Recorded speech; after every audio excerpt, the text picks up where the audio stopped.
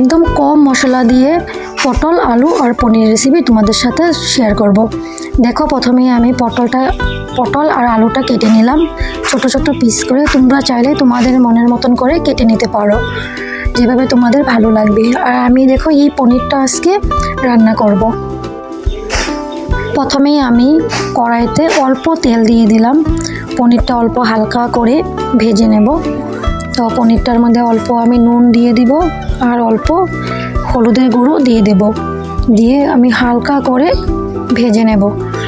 তোমরা তোমাদের মতন করে ভেজে নিতে পারো। দেখো আমি একদম হালকা করে ভেজে নিয়েছি। আর অল্প তেল দিয়ে এখন আমি আলুটা ভেজে নেব। আলুটাও অল্প ভাজবো, বেশি ভাজবো না। আর তোমরা যারা যারা আমার চ্যানেলটাকে সাবস্ক্রাইব করো নাই, অল্প সাবস্ক্রাইব করে দিও, তাহলে এরকম আরও সুন্দর সুন্দর রেসিপি তোমাদের কাছে আমি নিয়ে আসতে পারবো। আর দেখো এখানে আমার আলুটা মোটামুটি অল্প ভাজা হয়ে গেলেই আমি নামিয়ে নেব। অল্প ঢাকা দিয়ে দিয়ে ভেজে নিচ্ছি। আলুটা আমার ভাজা মোটামুটি হয়ে গেছে, তা আমি এখানে পটলটা ভেজে নিচ্ছি। আমি এখানে অল্প নুন দিয়ে দিলাম আর দেব অল্প হলুদের গুঁড়ো। আর আমি দেখাবো আমি কি মশলা এই তরকারিতে দেব। প্রথমে দেব জিরে গুঁড়ো, লঙ্কা গুঁড়ো, হলদি গুঁড়ো, ধনে গুঁড়ো আর একটু নুন দিয়ে দেব। আলু আর পটলটা আমি এখানে ভেজে নিয়েছি, তোমরা দেখতেই পাচ্ছ। আর এখন আমি কড়াইটা বসিয়ে দিলাম, অল্প তেলও দিয়ে দিলাম। এখন তেলের মধ্যে দিব অল্প পাঁচফোড়ন দিয়ে দেব। তেলটা একটু গরম হতে হবে। দেখো আমি এখানে অল্প পাঁচফোড়ন দিয়ে দিলাম। পাঁচফোড়নটা ভালো করে ভাজা হয়ে গেলে তারপর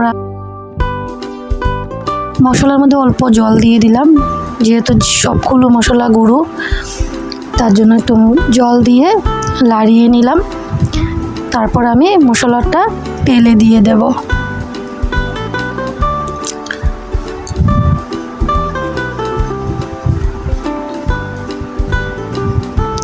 মশলার বাটিটা ধুয়ে দিয়ে দিলাম।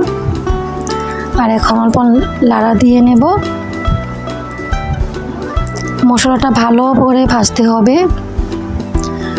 লাল করে। আর মশলাটা ভাজা হয়ে গেলে তারপর আমি আলুটা আর পটলটাও দিয়ে দিলাম। আলু আর পটলটা দিয়ে ভালো করে তরকারিটা কষিয়ে নিচ্ছি। অনেক সময় কষাতে হবে, আমি প্রায় 15 মিনিটের মতন কষিয়ে নিলাম তরকারিটা। আর এখন আমি এখানে জল দিয়ে দিয়েছি।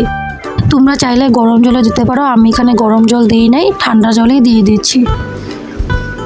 আর দেখো আমার এখানে ভালো করে তরকারিটা জাল হয়ে গেছে অল্প, তাই আমি এখন সেটা দিয়ে দেব, পনিরটা দিয়ে দেব। তো আমি এখানে পনিরটা দিয়ে দিয়েছি।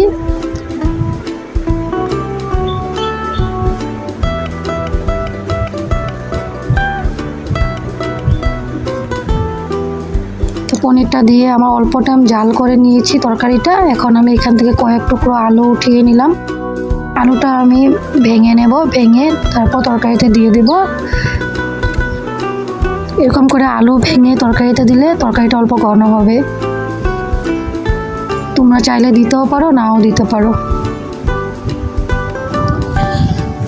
তো দেখো আমার অনেক টাইম হলো তরকারিটা জাল করছি, আর অল্প জাল করলেই তরকারিটা হয়ে যাবে।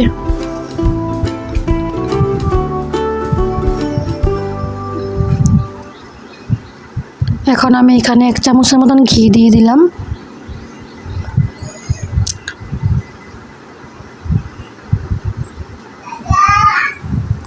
আর এখানে গরম মশলাটাও দিয়ে দিলাম। তরকারিটা আমার প্রায় হয়ে গেছে। গরম মশলাটা দিয়ে অল্প লাড়া দিয়ে তারপর আমি নামিয়ে নেব অল্প জাল করে। এই দেখো আমি এখানে নামিয়ে নিয়েছি তরকারিটা। আজকের আলু পটলের রেসিপিটা খুব সাধারণভাবে করেছি, ঘরে সাধারণ উপকরণ দিয়ে তোমরা করতে পারবে। এটা বেশি কিছু লাগে না, আর খেতেও খুব ভালো হয়।